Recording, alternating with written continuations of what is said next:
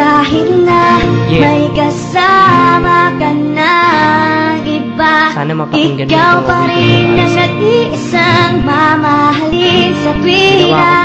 At kahit masakit, okay lang aking sila. Kapag makita ka lang, masaya.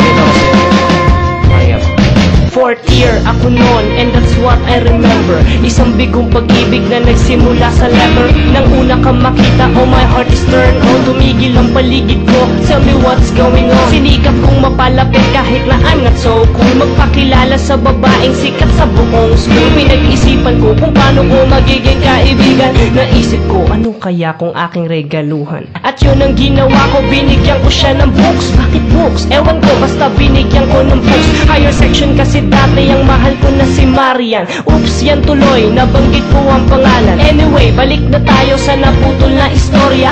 Siya ang gusto ko na balang araw maging nobya. Sinubukan ko manligaw kahit na medyo kabado. Tapos sumagot siya ng pasensya na, may boyfriend na ako. Kahit na may kasama ka ng iba, ikaw pa rin ang nag-iisang mamahalin sa tuwina.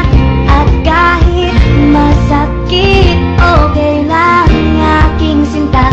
Basta makita ka lang, masaya. Umuwi akong bigo, ang matay umiiyak. Wasak na ang puso ni Nastimak. Ganun talaga, parang gusto ko matawa. Gumraduate kami ng high school nang wala akong nagawa. At sinabi sa sarili na I have to move on. Kalimutan ng lahat and start to look on. Sa kinabukasan ko at para sa pamilya ko. Inad ko siya sa FB pero binlock niya ako. Kaya ayoko na, itigil na ang aking ilusyon. Basta ako ay masaya na sa trabaho ko ngayon. Lumipas ang ilang taon at ang dami nang nangyari. Di na ako muling umibig sa kahit sinong babae. Masungit, suplado, yan ang tawag nila sa akin. Walang pakialam kahit may nagkagusto sa akin. Basta ang alam ko lang sa puso ko ipasigaw. Kahit di ko to amining, halata namang ikaw. Kahit na may kasama ka ng iba, ikaw pa rin ang nag-iisang mamahalin sa tuwina. At kahit masakit, okay lang aking sinta. Basta makita ka lang, masaya.